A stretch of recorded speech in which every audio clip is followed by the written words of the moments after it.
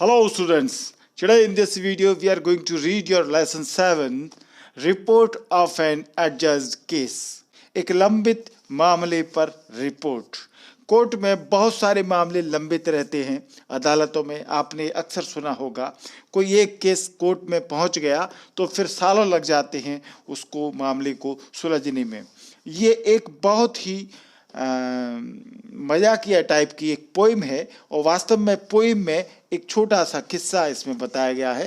एक छोटी सी नोकझोंक है जो कि चश्मे के ऊपर, स्पेक्टिकल्स के ऊपर है।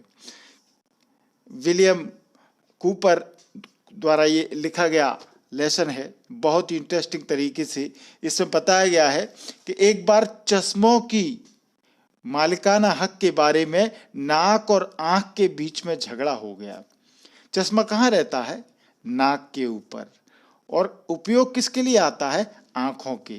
तो नाक और आंख के बीच में झगड़ा हो गया एक बार। तो इन दोनों के झगड़े में जीभ, टंग जो है हमारी, उसने वकील का काम किया, लॉयर का काम किया।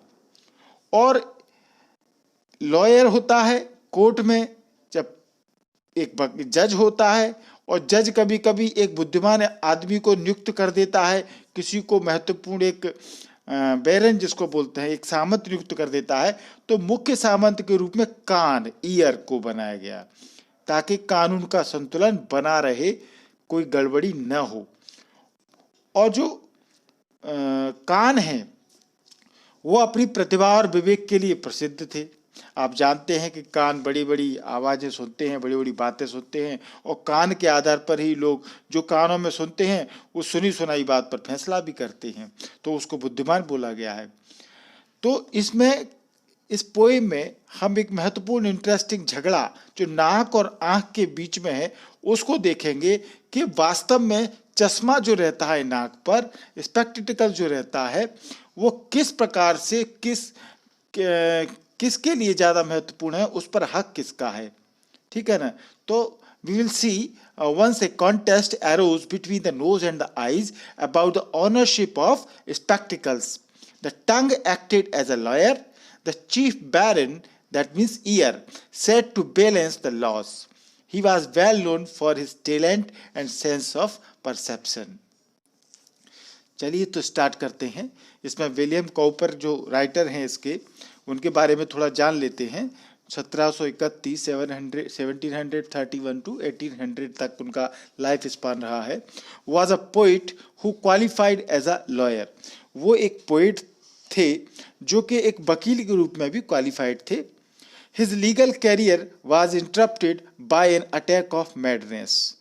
और उनका लीगल जो कैरियर था, जब वो वकील बन गए तो उनका जो लीगल कैरियर था वो भी, उसमें थोड़ी रुकावट आ गई थी क्योंकि उन पर पागलपन का दौरा पड़ गया था, attack of madness. When he recovered his mental health, जब वो अपने उस पागलपन की बीमारी से थोड़ा सा ठीक ठाक हुए, he retired to the country where he lived a quiet life. तो फिर उन्होंने उस देश को छोड़ दिया जहाँ के उन्होंने अपना पूरा जीवन जिया था। He wrote the famous hymn hark my soul it is lord. उन्होंने एक प्रसिद्ध फेमस अपनी एक हाइम लिखी है जो कि इसका नाम है, टाइटल है hark my soul it is lord and god moves in a mysterious way. ये दो फेमस उनकी हाइम है। His admirable letters show his gentle and human personality. उनके प्रशंसनीय लेटर्स, पत्र जो उन्होंने लिखे हैं, उनका लिटरेचर जो रहा है उसमें, वो उनकी सभ्यता और उनकी दयालु व्यक्तित्व, जो उनका काइंडनेस थी पर्सनैलिटी में, ह्यूमन पर्सनैलिटी थी उनकी, उसको बताते हैं वो letters. He wrote poetry in a simple and gentle style. उन्होंने कविताएं लिखी, बड़े ही सिंपल और सरल तरीके से, सभ्य तरीके से उन्होंने कविताएं लिखी। In this poem Cowper has used the language and background of the court room to provide humorous effects.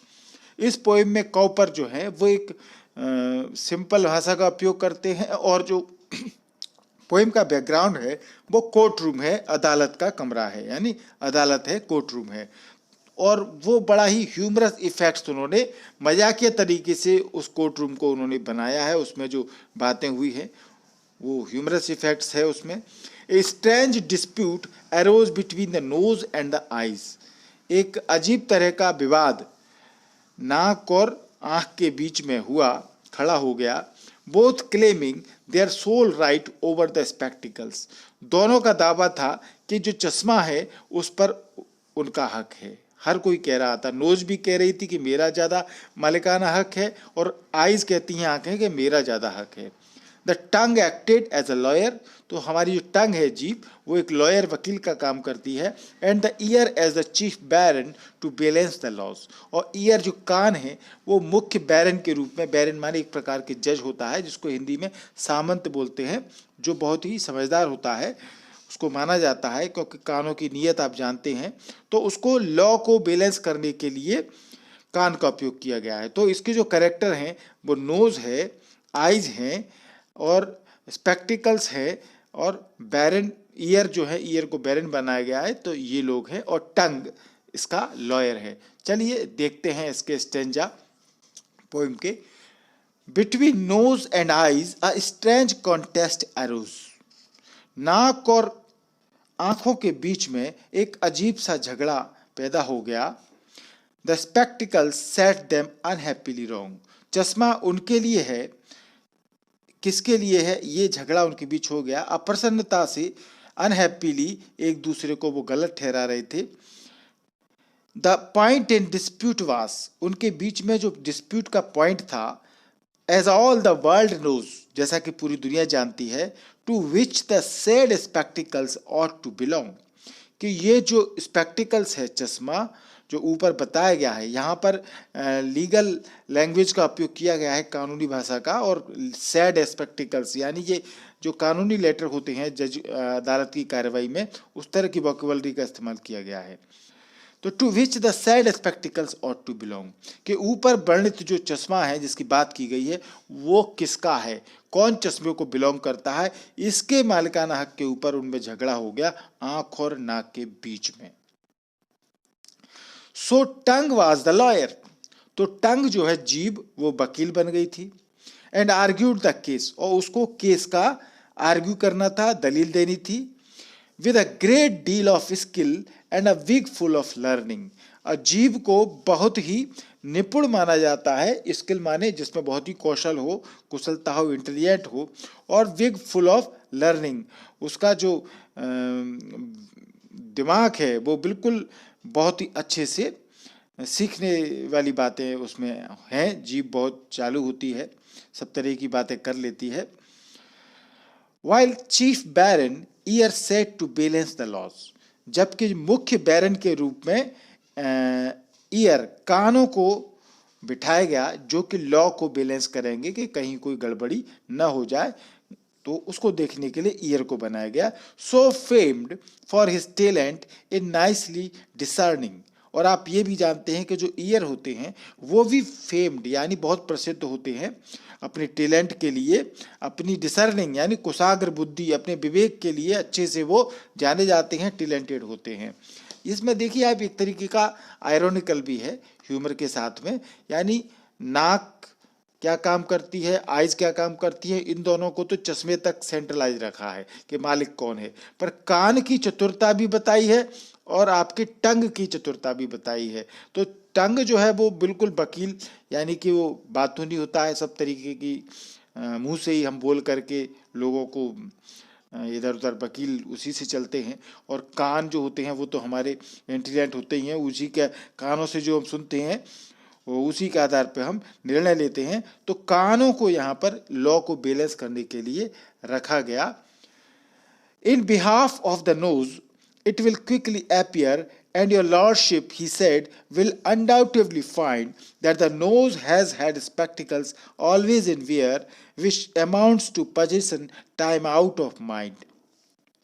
In behalf of the nose, अब नाक की तरफ से जल्दी से जो टंग है वो वकील उसकी तरफ से बन गई थी, उसने वो अपियर हुई और उसने कहा, मालिक, जज को जो बोला जाता है, your honour, your lordship, will undoubtedly find, इसमें तो कोई शंका ही नहीं है कि जो नोज है, that the nose has had spectacles always in wear, कि नाक ही हमेशा चश्मे को पहनती है। नाक पर ही चश्मा रखा रहता है। ये वकील साहब ने कहा, टंग ने कहा, which amounts to possession time out of mind, जो न जाने कब से बराबर का अधिकार रखती है। यानी जाने कब से, जब से चश्मा चला रहा है तो वो नाक पर ही बैठता है, तो नाक का अधिकार सबसे ज्यादा है। ऐसा वकील साहब जो टंग है उन्होंने कहा कि ये तो बहुत टाइम से ये अधिकार चला आ रहा है। Then holding the spectacles up to the court, फिर कोर्ट के आगे स्पेक्टिकल चश्मे को रखते हुए बोले वकील साहब, जीव टंग जो है बोलती है, your lordship observes they are made with straddle.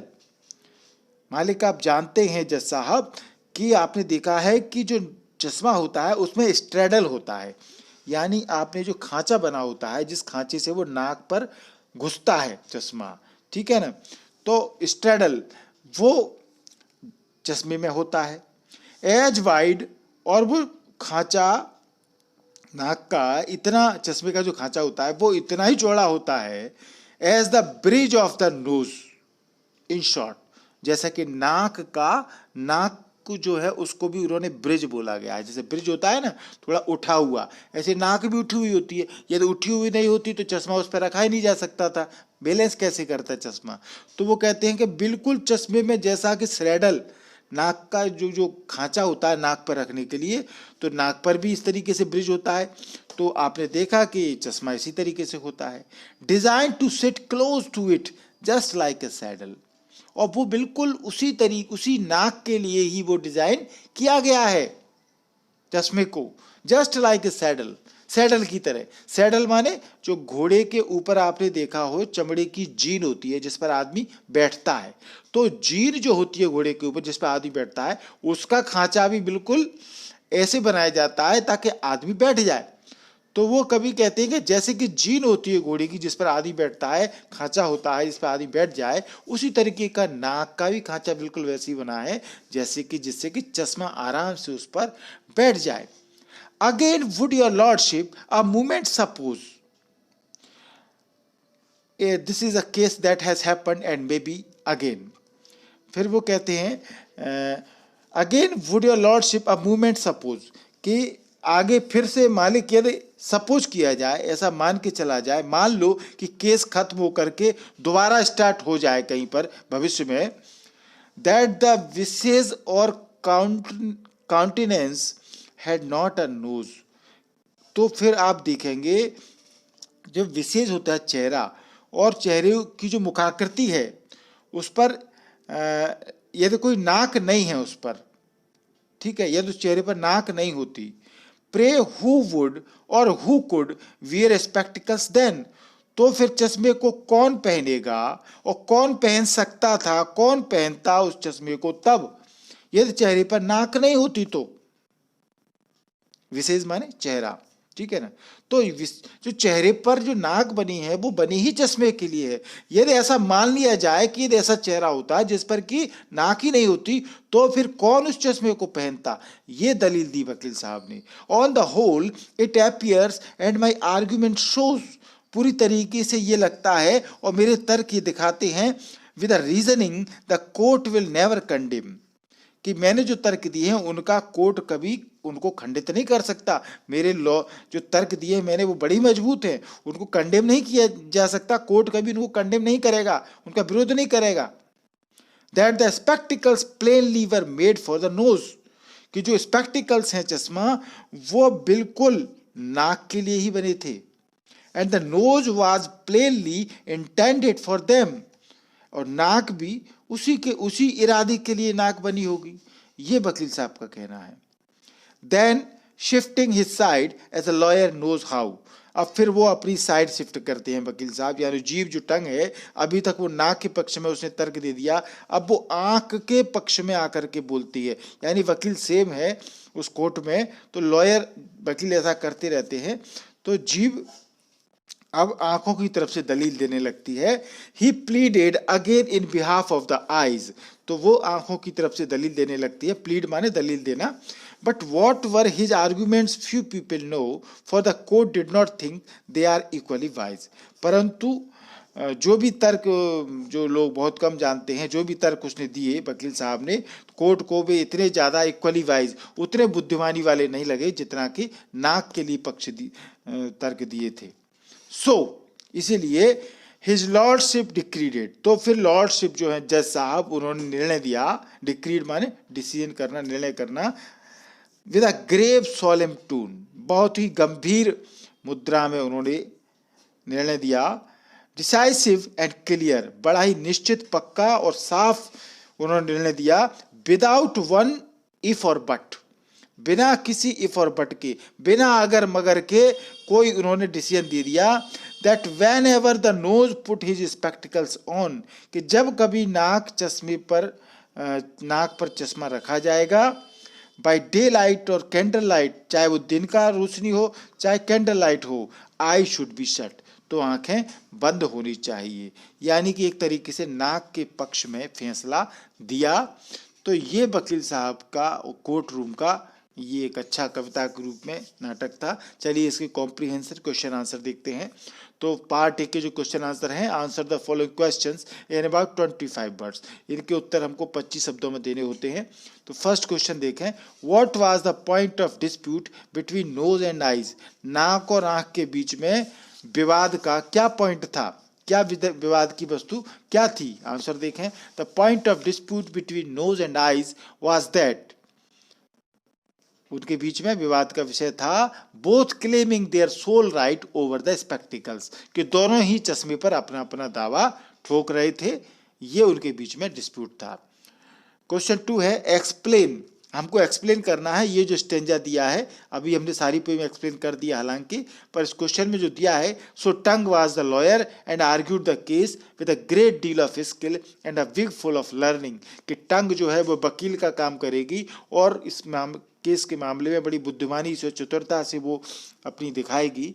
While chief baron ear sat to balance the laws, और मुख्य जो बैरन है सामंत के रूप में, वो कान काम करेंगे जो लॉ को बैलेंस का काम करेंगे। So famed for his talent nicely discerning, जो अपने दिमाग बुद्धि के लिए बहुत फेमस हैं। तो ये एक्सप्लेन करना है इस स्टेंजा को, इस आंसर में क्या कहा गया है, ठीक है ना। तो चलिए आंसर देखते हैं। In the dispute a lawyer is needed to argue the case on behalf of the claimant.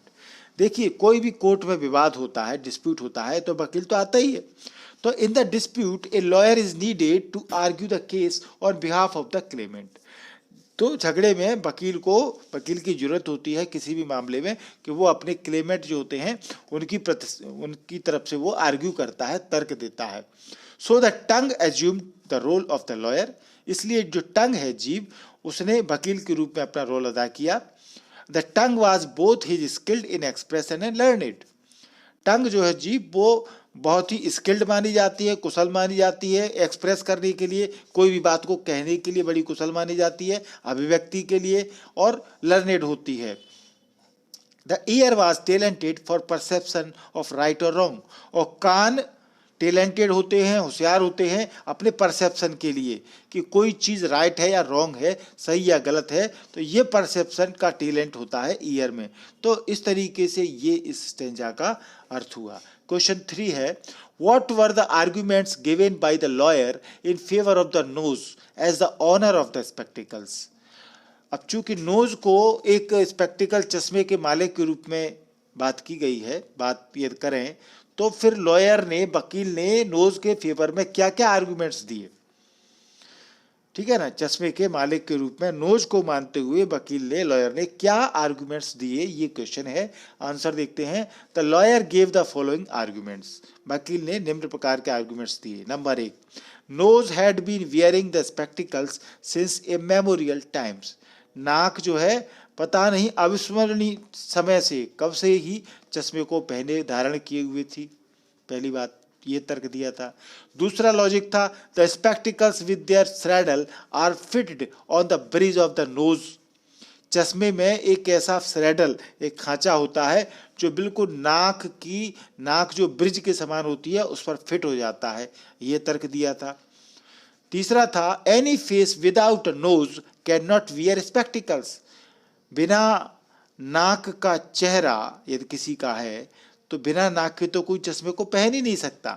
तो फिर नाक महत्वपूर्ण हो गई। तो ये आर्गुमेंट्स वकील साहब ने दिए थे कि नोज का हक स्पेक्टिकल्स के मालिक होने पर ज्यादा है। क्वेश्चन 4 देखें, who pleaded the case on behalf of the eyes at what effect.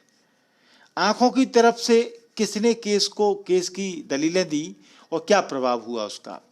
Answer देखें, the tongue shifted his side and pleaded the case on behalf of the eyes. जीभ जो टंग थी, जिसने नोज की तरफ से बोला था, वही आंखों की तरफ से वकील बन गई थी। तो टंग जो है उसने अपनी साइड बदली, शिफ्टिंग हिज साइड, अपनी साइड बदल करके और फिर आंखों की तरफ से दलीलें देना शुरू किया। द कोर्ट रिफ्यूज्ड देम, तो कोर्ट ने उन दलीलों को रिफ्यूज कर दिया, मना कर दिया। Because the argument on behalf of nose, क्योंकि नाक की तरफ से जो आर्ग्यूमेंट दिए गए थे, इज मोर वाइजर, वो ज्यादा बुद्धिमानी वाले थे, then argument on behalf of eyes. आंखों की तरफ से जो आर्ग्यूमेंट तर्क दिए गए उनकी अपेक्षा नाक की तरफ से ज्यादा बुद्धिमानी वाले तर्क दिए गए थे, तो कोर्ट ने उनको मानने से इनकार कर दिया। ठीक है, तो ये दोनों क्वेश्चन के आंसर हो गए इसमें। 5th क्वेश्चन है, in whose favour did the जज decide the case and how did he do so. जज ने किसके फेवर में निर्णय किया केस का और कैसे किया। हाउ डिड ही डू सो, उसने कैसे किया। आंसर देखें, द जज decided the case in favour of the knows. जज ने नाक के फेवर में केस का डिसाइड किया, निर्णय लिया। He considered that tongue's arguments in favour of the eyes as not so wise. क्योंकि उन्होंने सोचा, कोर्ट ने, कि जो जीभ के आर्ग्यूमेंट्स थे कानों के आंखों के पक्ष में, एज नॉट सो वाइज, वो उतने बुद्धिमानी वाले नहीं थे। ही declared that I should be shut when ever the nose puts the spectacles on. तो फिर कोर्ट ने डिक्लेयर किया कि आंखें बंद हो जानी चाहिए जब कभी नाक पर चश्मा लगाया जाए। पार्ट बी का 2 क्वेश्चन है इसमें। तो फर्स्ट क्वेश्चन है, answer the following question in about 50 words. 50 शब्दों में इनके आंसर देना है हमको। फर्स्ट क्वेश्चन है, in this poem Cowper has used the language and background of the court room to provide humorous effects. ठीक है ना, ये लाइन स्टार्टिंग में ही हमारे पोएम में दी है। तो इस कविता में कॉपर ने कोर्ट रूम जो है, अदालत का हॉल या रूम, उसका बैकग्राउंड लिया है और उसी की भाषा का उपयोग किया है। एक ह्यूमरस इफेक्ट्स, एक मजाक वाला प्रभाव दिखाने के लिए। एक्सप्लेन करें, इस बात को एक्सप्लेन करें, यानी कैसे पता लगता है कि जो भी इसमें भाषा, लैंग्वेज इस्तेमाल की गई है और जो बैकग्राउंड है वो कोर्ट रूम का है और बड़े ही ह्यूमरस इफेक्ट्स से किया गया है। एक्सप्लेन करें।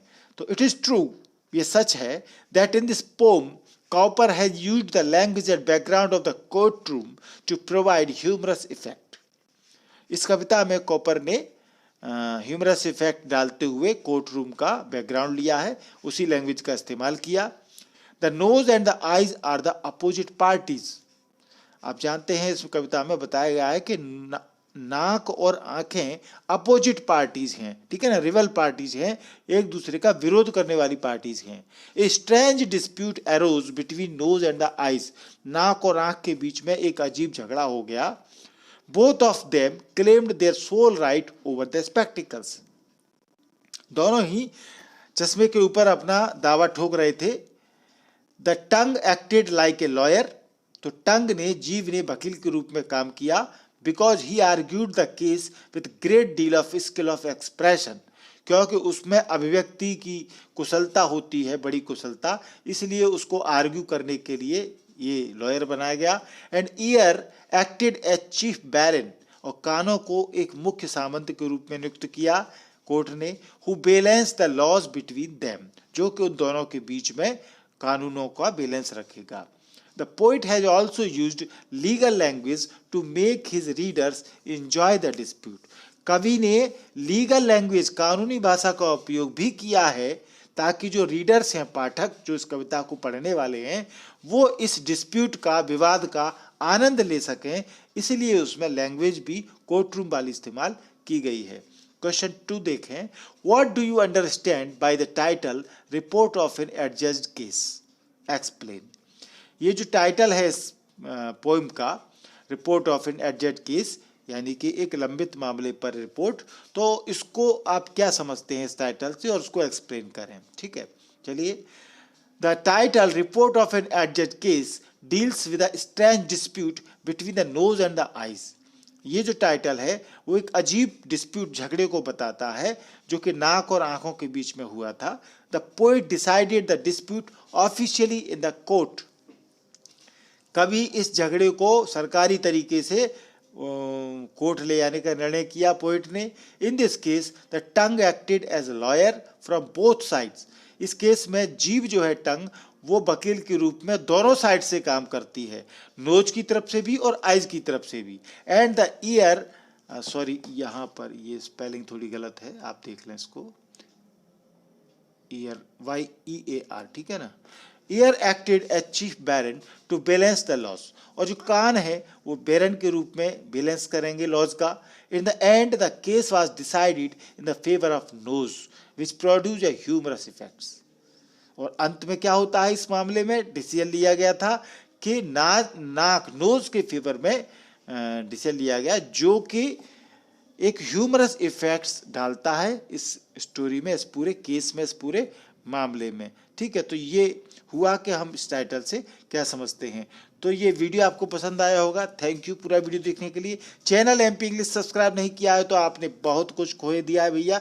जल्दी से MP इंग्लिश क्लासेस को आप सब्सक्राइब करें, और सब्सक्राइब करना बहुत सरल है। आपके मोबाइल में देखिए वीडियो के नीचे लाल कलर से सब्सक्राइब लिखा हुआ है। इस सब्सक्राइब को आप टच करेंगे तो सब्सक्राइब लिखा हुआ इस तरीके से व्हाइट कलर बदल जाएगा। बगल में बेल आइकॉन है, आप इसको टच करना न भूलें। इसको टच करने से 3 ऑप्शन आएंगे, तो सबसे ऊपर ऑप्शन आएगा ऑल।